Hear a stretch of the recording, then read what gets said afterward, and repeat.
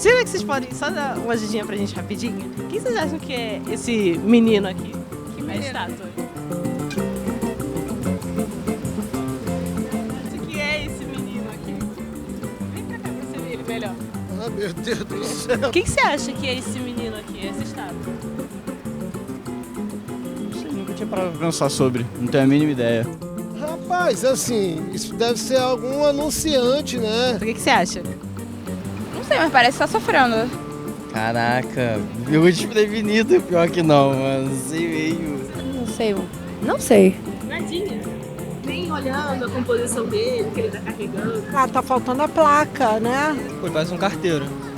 Ele tinha que correr, porque com certeza devia ter uma concorrência. Então quem entregasse o jornal mais rápido, faturasse melhor, né? E olha a boca dele aberta, tá caracterizar que ele era um cara de correria, né? Ferramenta.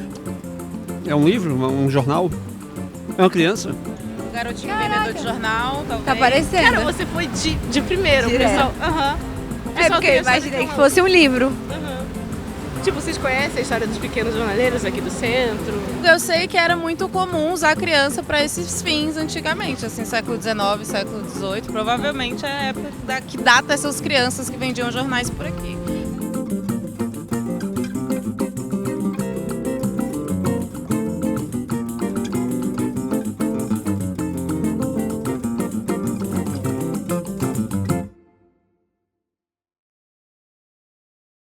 Esse documentário a gente pensou, né, como forma de trazer as histórias dos pequenos jornaleiros, tanto aqui na fundação, quanto na vida de fora e como eles estão agora, né? E é para trazer um pouco da história da fundação, quanto, né, priorizando os pequenos jornaleiros, né? E a primeira coisa que eu gostei, né, dessa jornada de gravação, de planejamento, foi aqui no museu, que foi onde a gente está gravando, onde a gente veio antes também ver algumas coisas para ter referências sobre o nosso documentário.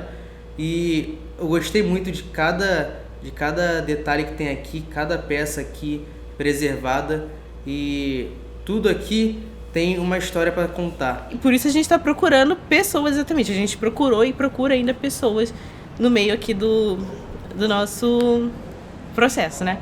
A gente encontrou alguns, a gente já entrevistou, por exemplo, o Cisney, que foi um jornaleiro, e o Victor Chagas, que é um pesquisador da área. Grande parte do meu interesse em pesquisar, né, a história dos jornaleiros emerge ainda na infância, né, quando eu sentava na banca de jornal perto do meu avô, da minha mãe, começava a folhear as revistas e passava, né, boa parte das minhas manhãs, né, em conversa com jornaleiros, vários diferentes jornaleiros, né, assim, então aquilo de fato atravessa, né, assim, a minha própria memória pessoal afetiva, né. A gente tem a leitura do senso comum, né, sobre a importância do pequeno jornaleiro, né, e aí isso se reflete um pouco, né, nessas passagens. O pequeno jornaleiro, ele se transforma num personagem de quadrinho, ele se transforma num personagem de videogame, né? A gente tem videogames famosos com a figura do pequeno jornaleiro distribuindo, né, jornal pela casa das pessoas, etc. Basta a gente lembrar que o próprio termo gibi, né, se origina a partir do pequeno jornaleiro. Era um termo racista, em princípio, que designava o menino negro que distribuía o jornal, etc., né, e que acaba se tornando sinônimo, né, de revista de história em quadrinhos, né. A gente conseguiu ver como é, hoje em dia, um dos, né, pequenos jornaleiros. E como que essa galera também criou, tipo, um afeto e continuou nisso, não só afeto com os ex-pequenos jornaleiros, mas até o pessoal da banca, que trabalhava na banca e oferecia os jornais para eles. Só que ele tem um presente aqui, lá. Ele tá comigo até hoje, trabalhando comigo na banca. Aqui de Marcelo. Vamos entrevistar ele então. Marcelo, pode entrevistar ele aqui. 072. Eu cheguei lá em 87 e fiquei até 90. Fundação Daci Vargas. 87, eu entrei em abril. Em dezembro, no primeiro desfile, eu fiquei na frente do esquadrão, né? Usando o jornal embaixo do braço, com uma luva branca e uma gravata. E você acordava todos os dias às 6 da manhã, tomava banho de água gelada, tocava aquela sirene Ia para o refeitório, tomava o café da manhã. E na minha época era 200 alunos no total. Era do 1 a 200. Então, quando você fazia a formação lá na quadra, eles chamavam por número.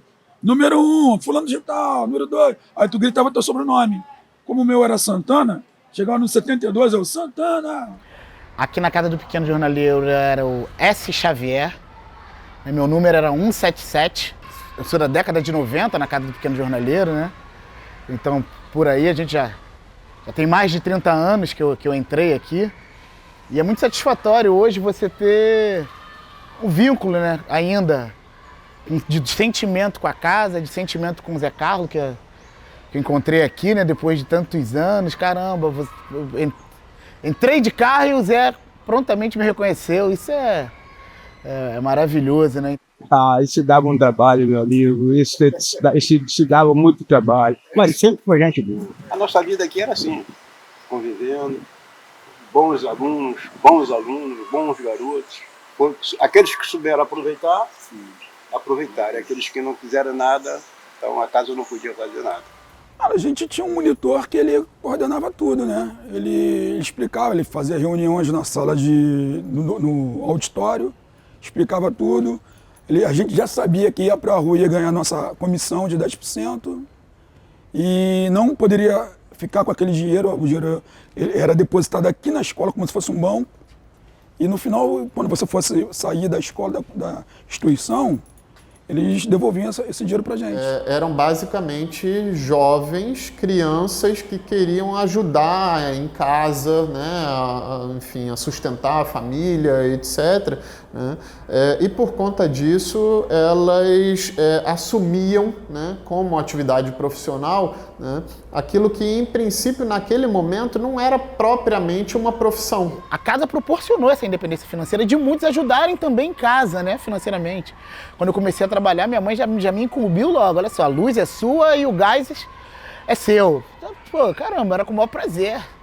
Perguntava à minha mãe em 5 minutos se o gás estava acabando, só para ter o prazer de comprar o gás. Eu comprei o gás. A figura do pequeno jornaleiro, ela tem uma importância grande na medida em que ela transforma a atividade da própria distribuição da imprensa de uma atividade sedentária em uma atividade ambulante. Eu falei, tá, vamos lá. E fomos na banca, ele foi, pegou as revistas.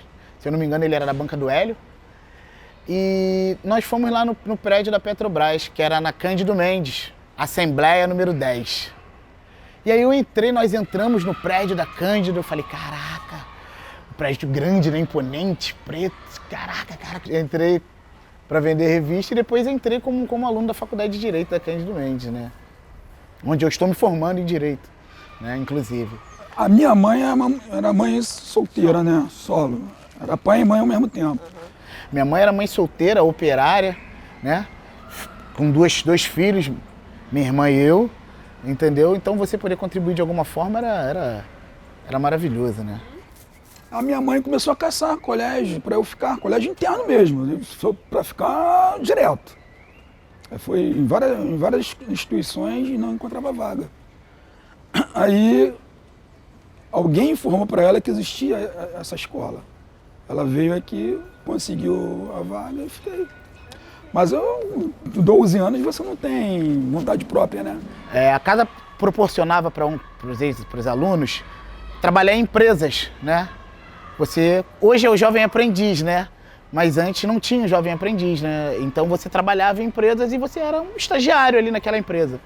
Como eu falei, a Casa do Pequeno Jornaleiro, por exemplo, ela está inserida nesse contexto à medida em que é uma fundação, né, que é capitaneada, né, não à toa, né, se não por outra pessoa, né, pela própria primeira-dama. Né, assim, então a gente tem aí a dimensão da importância, né, assumida, adquirida por esse tipo de política naquele momento. Né. A gente está falando, é claro, ainda num contexto que é atravessado pelo assistencialismo, né, mas é também uma instituição que naquele momento já começava a sinalizar, por exemplo, para uma certa dimensão de profissionalização, né, de educação profissionalizante, né, E eu acho que isso ajudou a gente, inclusive, a impulsionar, né, políticas, por exemplo, de educação técnica mais adiante, né, e é claro, naturalmente, o próprio Estatuto da Criança e do Adolescente, né, com a figura do jovem aprendiz, etc., que, de uma certa maneira,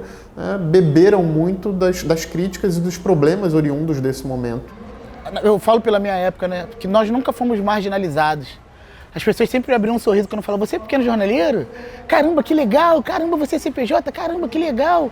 Então as pessoas sempre gostaram, né? Eu acho que muito pelo que a casa proporcionava, né? Pelo que nós, alunos, éramos, né? Como pessoa, assim...